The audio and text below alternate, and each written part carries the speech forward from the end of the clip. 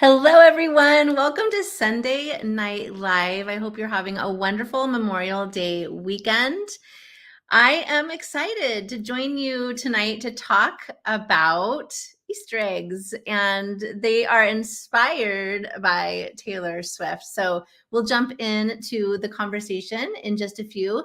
But if you are joining in, I'd love for you to pop in and say hi in the comments just to know who is here. And I would love for you all to join in with ideas today as I'm sharing, because I just hope in tonight's session that I can help you spark ideas, and then you can take these ideas and run with them and really be able to think about ways that you can bring it into your classroom. Yay, I see Ryan and Dave here. Thank you so much for joining in. Oh my goodness, you are both two incredibly creative educators. So I'm so glad that you're here joining me today for this episode. So as you join in again, just say hi, because I always love to know who is here. And I'm glad that this week, I think I went live in both places. So that's a good start. Last week, I went live on YouTube and went like 5 minutes with Dave Burgess before I realized that it wasn't actually playing in Facebook. So definitely a good start. Hello. Oh my goodness. Aunt Cheryl and Rachel are both here. Hello. I'm so glad that you're joining me. So I don't know if anybody listened to the last episode. I know that Cheryl did. I know that you were here. And I know that Dave was a guest with me. So he was part of this conversation. But we were talking about curiosity and how we can really find some creative ways to really spark that curiosity in the classroom. And Dave shared some great insight into this area. So if you have not listened to last week's episode, you definitely want to go back and watch it.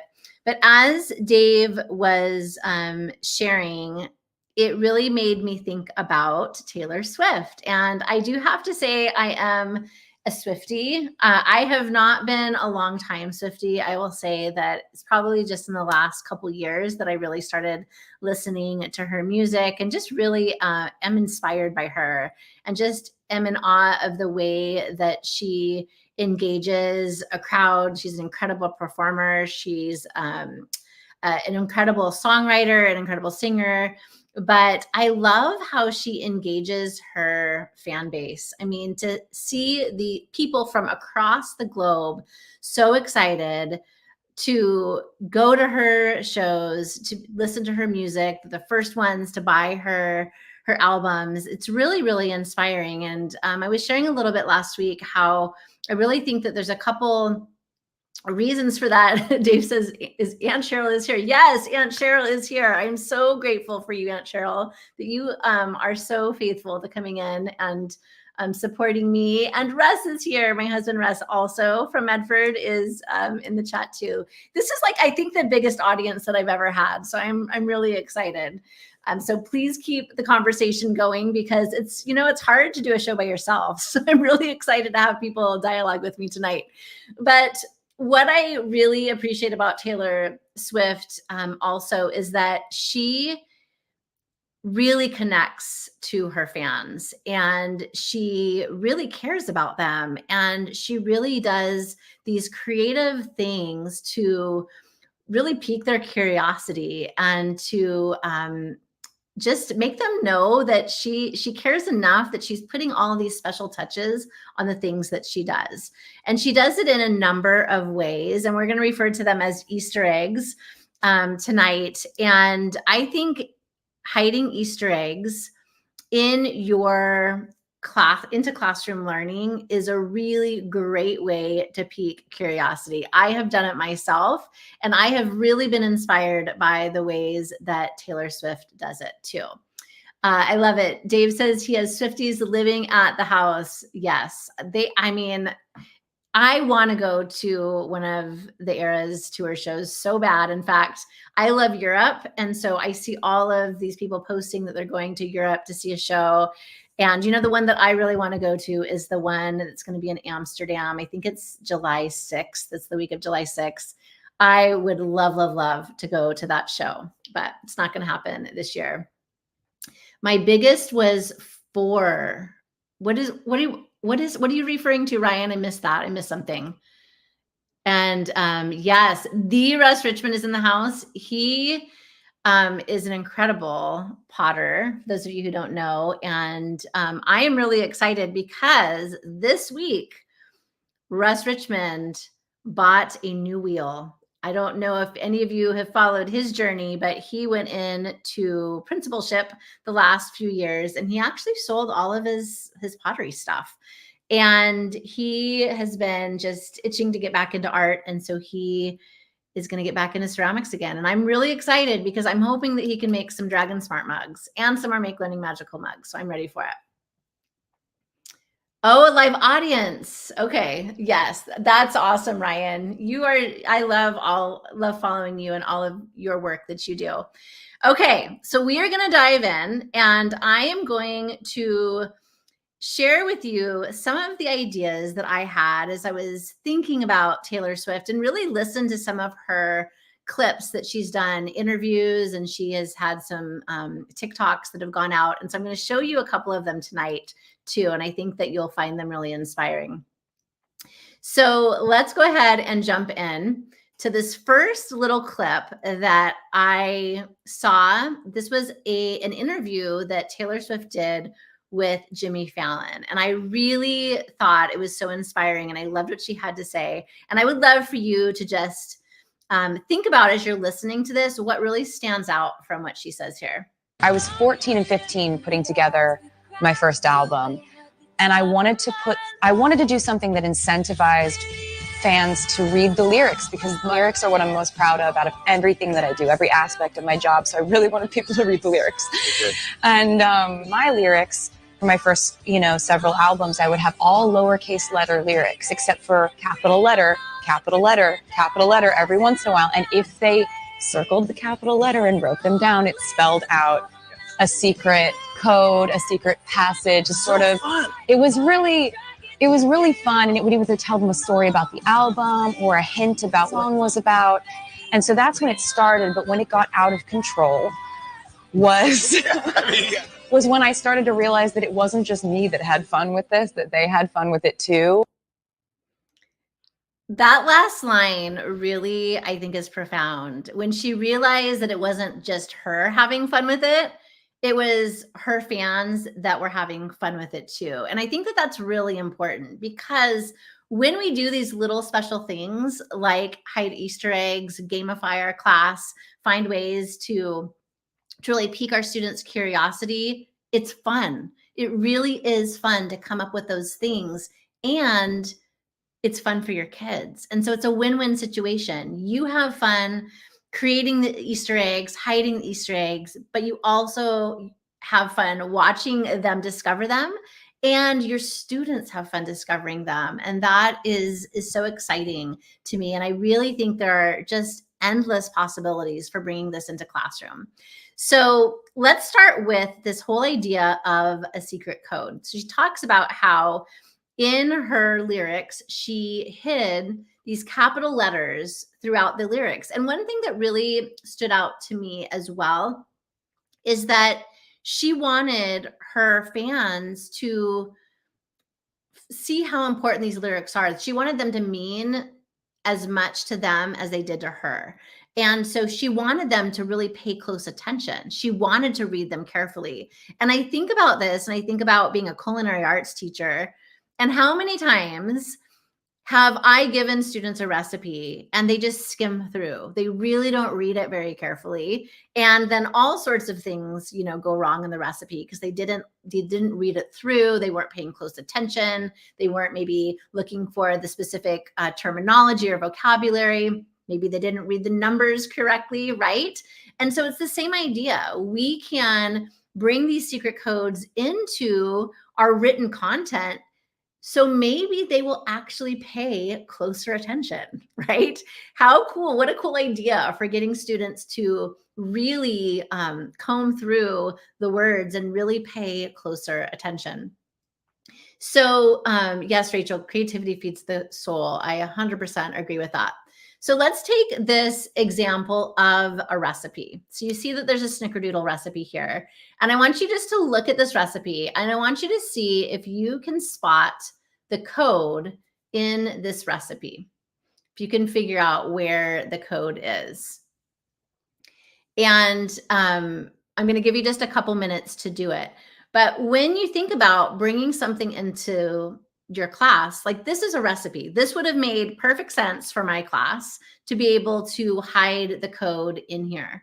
But for another subject area, this recipe would not be the thing you'd want to hide a secret code in, right? But maybe there is an article, maybe there is there's instructions for something that you're giving. Maybe it's an activity. There's lots of places we can hide these secret codes. So anybody guess what it is? Anyone? I'm going to show the next one that's going to point it out a little closer. It spells magical if you see the capital letters here. Now, yeah, there's capital letters. So now I could have taken away the capital letter at the beginning of the sentence. We do have a K there for KitchenAid, but words that are not supposed to be capitalized are capitalized in this recipe. So if you add them all together, it spells out magical. Now, the first time that you do this with kids, you probably want to make it a lot more obvious, right? Maybe you even want to bold them like I do so that it's easier for your students to see. But the trick here is you don't want to tell them that they need to be looking for something. You just completely leave it and see if they find it. And the first time you do it, they may not find it. So maybe the next time you make it a little bit more obvious, and then you start making it trickier and trickier as you go. So kind of a really simple way that you can build these codes into what you do. Now, there's lots of things that can happen when they find the secret code. So if you were in culinary arts class and they were going to be cooking that recipe for snickerdoodles, maybe they get to add chocolate chips into their snickerdoodles. Or maybe if they guessed it or found it, they get a glass of milk to drink along with their snickerdoodles, right? So it could be a consumable. If it was an interior design class, maybe it was instructions or something that they were going to be making, maybe they get to pick fabric out of the special box of more expensive fabric, right? Maybe it is giving students choice. So maybe if they find this, they discover what the secret code is, they are going to get a choice of what they get to do. So maybe everybody is doing this one thing, but if they found the code, then they have a choice of maybe 3 things that they can do. Also, you could do chance cards. Those who have followed me for a while know that I love chance cards. These are cards that give special incentives for things that kids are always wanting. So, in my class, it was always they wanted extra chocolate chips, extra cheese, or they wanted that glass of milk, or they wanted to use my Keurig machine in the back of the classroom to make a chai or a coffee or a hot chocolate. Or maybe they wanted to leave class a minute early. Those would all be put on chance cards and they could earn them in different ways throughout a class period or throughout a unit. And they could redeem them when they wanted. So maybe they find that secret code and they get to pick a chance card out of the box to be able to redeem when they want. So lots of ideas like that. I missed the first M. You know what? I probably, the M was there. I think it could have thrown people off too, because I think that there was a K for KitchenAid. So anyway, I can't concentrate when I'm thinking about snickerdoodles. You know what? I just had a brunch at my house yesterday and my mom brought snickerdoodles. My mom makes amazing snickerdoodles. And I did, I sent them home with my sisters because I knew that all the extras, because I knew I'd eat all of them if I didn't. It's so small on my phone, I can't read it. Yeah, that would have been my issue too if I was reading on my phone, Russ. It's okay. No worries. So that's one idea. So having this kind of code word embedded into different types of written things that you give your student. It could be actually paper things. It could also be digital also. So there's a number of ways that could happen. I also was starting to think about this idea of a code word. And I was thinking about this because I had heard another interview one time with Taylor Swift and how she will emphasize, maybe she's doing an interview with somebody and she emphasizes a specific word that is supposed to be a clue that something's going to be happening, right? Or maybe she emphasizes a word over and over again and her fans start to pick up that there's something different about the way she said that, right? So we could do that too in our classes. And so maybe there you choose a word every unit. And whatever word that is, you are going to, when a student hears that word and they tell you that like they noticed you said it, maybe you give them a special envelope, right? Or maybe you have that word embedded into your digital copies of things. So if they find that word and they click on it, it actually links to a special something. Maybe it could be a clue, it could be an incentive, it could be a chance card. So I just kind of started thinking about this idea of the code word today. And so I would love to hear your ideas for this and think about what you could do to maybe have some type of a code word in your class that students have to figure out every unit. But I think that there can be some really fun things that you could do with that kind of a concept. So I'm going to show you another little clip. And this one is going to kind of lead into this idea of the scavenger hunt. So listen to what Taylor has to say. We're planning a music video, and I know that it'll be really fun for them if we create like a scavenger hunt throughout the video. Like, to me, that's more fun than when I used to make videos and I didn't try to plant clues. Yeah. Like, I love this. It's all bred from the fact that they've let me know over the years that they really are looking for every single detail, so that if they weren't interested in the details, then I wouldn't have fun putting them in the video. But I try to do Easter eggs in like kind of first round is like stuff that they can see that predicts what will happen in a couple months. There's also like second tier Easter eggs, which will be revealed upon the album. Then there's third tier Easter eggs, which are the most deeply embedded Easter eggs, which will be like shown on the tour. So awesome. I love this idea of the tiered Easter eggs that she hides. I love it, Dave. Dave says, in my class, students had to know. I forget that I can show these. Why am I not doing this? I'm new to this StreamYard thing. I'm gonna get better at this. In my class, students had to know a password to get into the speakeasy lesson for my 20s unit. That's awesome, Dave. I love that idea of having a password. Maybe that's what it should be called. Instead of a code word, it should be called a password. And maybe it's that password that unlocks something, right? Maybe I would love to know a little bit more, Dave, if you could share like how they found it. Like, how did you, like, where was it hidden? Like, tell a little bit more, because I think that's a fantastic concept. I'm going to start showing all of these past comments that I forgot I had the ability to do. So let's talk a little bit about this idea of the scavenger hunt. And I'm going to forward here.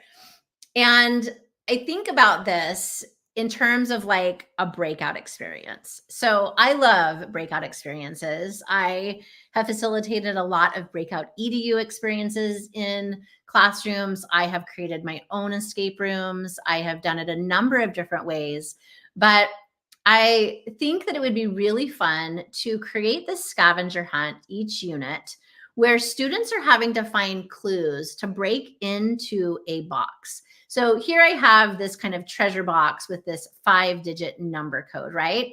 Now, thinking about your own classroom, you might have breakout EDU boxes in your school or district. That would be perfect because they come with all of the locks. They have letter locks and number locks and color locks and shape locks. And so that would be really fun. And they have hasps where you can have more than one lock on a box. However, you also can just buy a toolbox. And on that toolbox, you can put your own lock. And I know at our hardware store, I've looked for locks and they come in quite a variety. I've seen letter locks. I've seen number locks.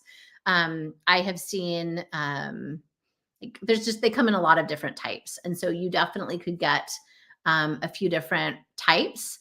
But what if you had this box and something hidden inside of it that you lock every single unit?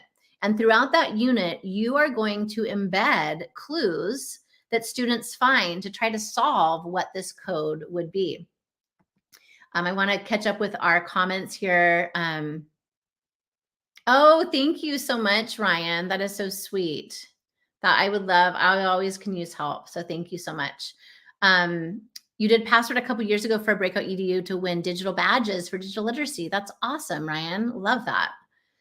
And then Dave says it was actually a super obscure thing that I mentioned earlier in the year, the kind of thing that only one of my students would know and only the ones who are really locked in. That's exactly it. Like how cool that, I mean, and how fun for you as the teacher to be able to kind of like plant that and like see which students catch on. And I think it's something too that if they don't catch on and you want to maybe drop more clues, you can. Like you can add as many clues or make them, you know, make them harder, make them easier, depending on how students are picking up on the ideas. So I think there's no right or wrong way to do this. Here is one of the main password entry questions. Okay, I think something's coming. I love that, Dave. Thanks so much for sharing that. So I'm thinking about this concept of, I love it. I'm thinking about this concept of where you would hide these scavenger hunt clues. And you could do it in a number of different places. So if you are one that likes to create little video tutorials for your students, you could definitely hide something in a video tutorial. You could hide things in instructions that you give. Maybe it is a secret link. Maybe it's an invisible word, like you have white ink on or like a white font on white background, that only if they happen to click on it that they're going to open up this particular thing. Maybe you have clues embedded on your opening screen, like on your projector when students walk into the room. There's some clues hidden there once in a while. Maybe you have some clues hidden on your whiteboard. You know, sometimes people will have their standards and objectives or their daily agendas up on their whiteboards. Maybe it's something that you embed there. You could have Easter eggs hidden around your classroom in various locations, maybe on bulletin boards or on posters or things that you have on that bulletin board. Worksheets. Maybe you have little clues hidden in books that are in your bookshelf in your classroom. Maybe you're hoping students will pick up one of those books because maybe it's a textbook that they are in. You could actually dress up if you wanted to, and it doesn't have to be something like way out there. You could have maybe just something that you're wearing on your outfit, or maybe you just something really subtle that maybe they would notice. And then, like I mentioned before, you can add those clues in and hidden messages in your recipes as well. So then I started thinking about this idea of tiers, as Taylor Swift was talking about how these tiers are built in. And I think about a lot of different ways that you can do this. And I would love to hear your ideas too as I'm sharing this.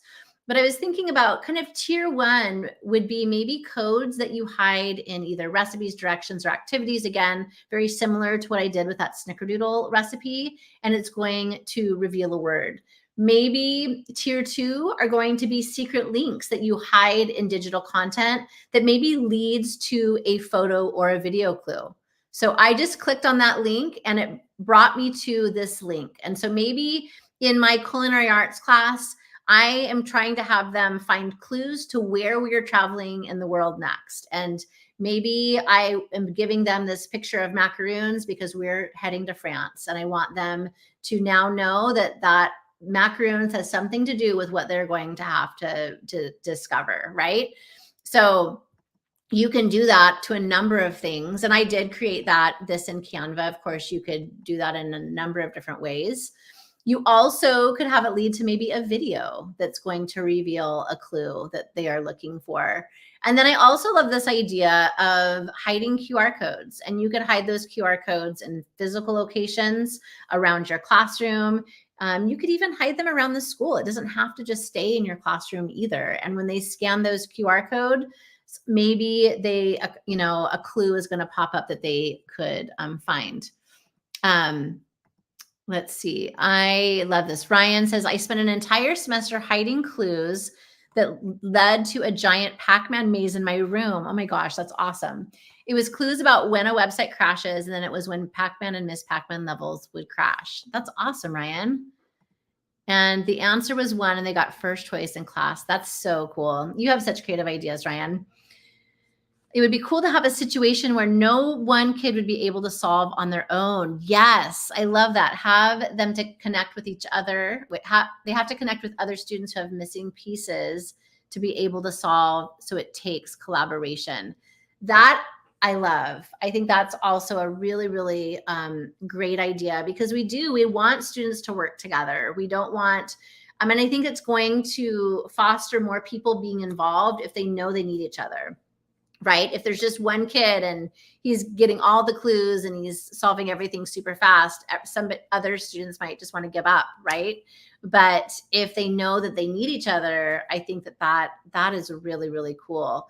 So maybe even, I'm thinking about like the culinary recipe idea, maybe different recipes have different codes, right? And they have to piece them together. That's got me thinking. I think that's fantastic. Love to hear any other thoughts, or maybe some others of you are doing something like this in your classroom, and have done maybe even breakout experiences. I'd love to hear what are some ways that you have done that. But I think that there are just so many awesome possibilities here that that you can do. Is Patricia here? I don't see her in the chat, so I'm wondering if I'm missing some people in my chat here today. So I am excited to think, just to see what you all come up with. And so as you think about these ideas that I've shared with you, I would love for you to just really think about what this could mean for learning in your class. What are some ways that you could bring this into the different subject areas you teach, whether that's family and consumer science, whether that's math, ELA, science, social studies, PE, art? What could this look like? And what I love about these ideas too is that it doesn't take a whole lot to do them. You could do just that code word hidden in something written, right? And maybe you decide that we're just going to do the code words or the secret words hidden in written activities and recipes and different documents. And every time somebody guesses one, they're going to get a chance card. It could be as simple as that. And then maybe if that seems to be working and students are excited about that, maybe in the next unit of study or the next quarter, then you bring in this whole idea of the breakout box, right? That's going to be in your class, and they have to find these clues to solve it. I think that there are just infinite possibilities for this. But again, to what Taylor Swift said, when she has fun making these clues, her students are also having fun finding them. And you can tell this is something that she really enjoys doing. You could hear it in her voice as she was talking about the ways that she's hiding all of these Easter eggs. You could tell that she really, really has fun with it. And I think that's really, really important. And also just going back to that idea of maybe students will pay closer attention. When we start building these things into learning, maybe they are going to read things a little bit closer. Maybe they are going to pay a little bit closer attention to what you have to say, because they know that there is something that they need to be looking for. So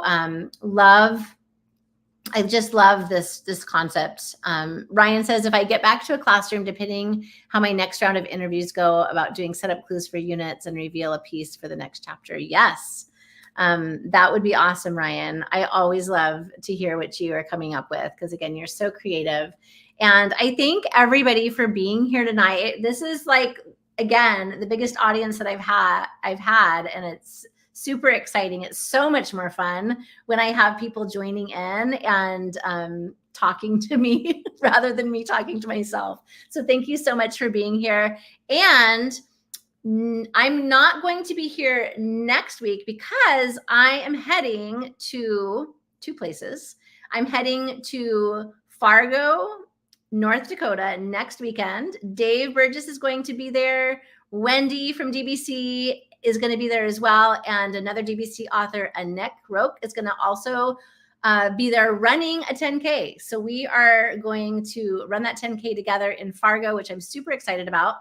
And then I'm going to be flying to Nebraska for a CTE FCS conference. It's happening in Kearney, Nebraska. And so I'm really looking forward to that too, and really looking forward to talking and getting to share with educators. So it's going to be a really, really good time. So if any of you are going to be there, please let me know, because I would love to see you. Let's see, Russ says, in art class, teaching kids to use Easter eggs in their own work would be so fun. Yeah, that is so cool. That is a great idea. How cool to be able to incorporate that into art. I think that's amazing. Oh, and then Dave says, Eric Weiss is Houdini. Love it. I remember that now. I forget. I know that I think you shared that in Teach Like a Pirate, and I had forgotten that. That's amazing. It's so fun. I love that idea. Dave, thank you so much for sharing kind of this concept of the passwords, and also the concept of really having students rely on each other for collaboration. I think that's so, so important, and really kind of opens up my ideas of ways that we could do this too in some different ways. Rachel, I love this idea of Easter eggs. Going to be brainstorming ways to integrate into my library. Amazing. I'd love to hear what you come up with. So do share in the chat, or tag me if you share things out. I would love to hear what you do with it. And as we close, I can't believe it's already 30 minutes goes by so fast. I love to go out and to just share with people from all over. So if you are interested in me coming out to do a keynote or workshop or consult or do read alouds with my son Tommy, we love to do read alouds of Dragon Smart. Please connect with me, and I'd love to discuss the options with you. And I always like to share out this course. There's an amazing creativity, collaboration, and curiosity in CTE course through DBC Inc. that you can sign up for. So go to bit.ly/DBC University to learn more about that course. I definitely poured my heart into that to bring some content to CTE teachers. And then my Make Learning Logical podcast is out there. I'm going to be recording a new episode soon, so stay tuned for that. And I also have the Spark Joy in EDU podcast that I co-facilitate with my friend Elizabeth Bostwick. So thanks everybody so much for joining me. And last thing, Cheryl, off subject, but I want your friends to know I shared Dragon Smart with your preschool teacher yesterday. Yes, I do have to share this out. My Aunt Cheryl went to lunch with my preschool teacher, Mrs. I don't know, should I say it out loud? Maybe I shouldn't say it out loud. But she went out to lunch with her and shared Dragon Smart, and she got to read it. So that was such a special thing. So thank you so much, Aunt Cheryl. You are always such an encourager, and I just appreciate you so much.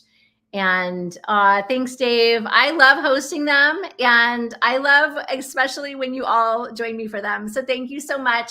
I hope you have a great Memorial Day weekend, and I will see you 2 weeks from tonight. So not next week, but the next week. If you have topic ideas, please share them, because the topic has not been chosen yet. So let me know, and I'm excited to see you then. Bye, everyone.